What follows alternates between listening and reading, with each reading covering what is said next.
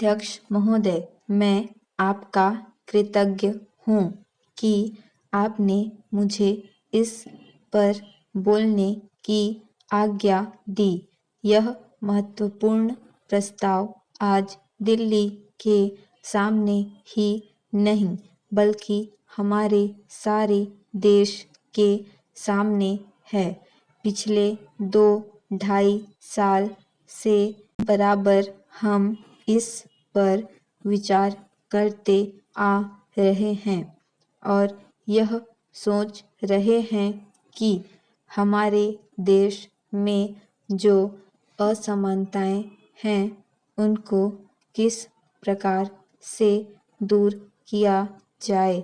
हमारे देश में करोड़ों जनता ऐसी है जिनको आराम से खाना नहीं मिलता, कपड़ा नहीं मिलता और जिनके पास रहने के लिए मकान नहीं है और जीवन की जो बुनियादी आवश्यकताएं हैं जो सबको मिलनी ही चाहिए वह नहीं मिलती है।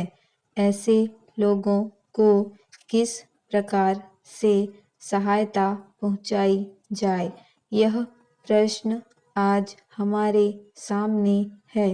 इस संबंध में जैसा कि माननीय सदस्यों को मालूम होगा कि हमारे देश में जो सबसे मुख्य पार्टी कांग्रेस पार्टी है वह इस प्रकार के आयोजनों को आगे बढ़ा रही है।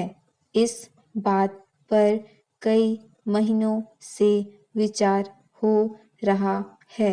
कई राज्यों में बिल की शक्ल में भी चीजें सामने आई हैं और सबने देश के हित को सामने रखते हुए इस मामले को अभी स्थगित रखा हुआ है।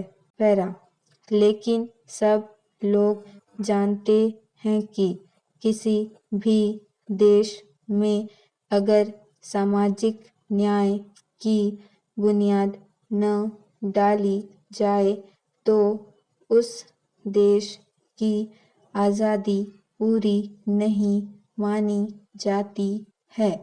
ऐसी स्थिति में हम इस देश में एक बहुत बड़ा काम करने जा रहे हैं।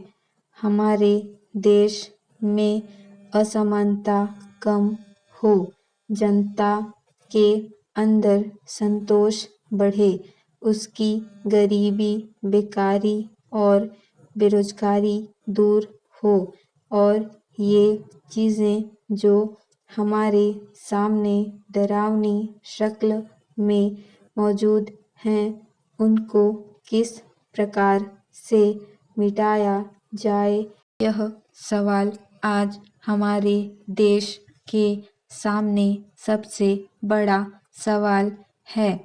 हमारे देश के नेताओं ने यह फैसला किया है कि सारे हिंदुस्तान में अचल संपत्ति के बारे में कोई कानून बनाया जाए जिससे देश के अंदर जो असमानता है वह दूर हो सके और उसको कम किया जा सके। आज हमारे देश में असमानता एक भयानक रूप में खड़ी है। हालांकि हमारे देश के अंदर आय भी कुछ बड़ी है लेकिन इसके बावजूद हमारे देश में वह संतोष नहीं है, वह बुनियादी चीज़ें नहीं हैं जिसके बल पर हम इस देश में असमानता कम से कम कर सकें। यही कारण है कि यह प्रस्ताव आज यहाँ पर लाया गया है। स्टॉप।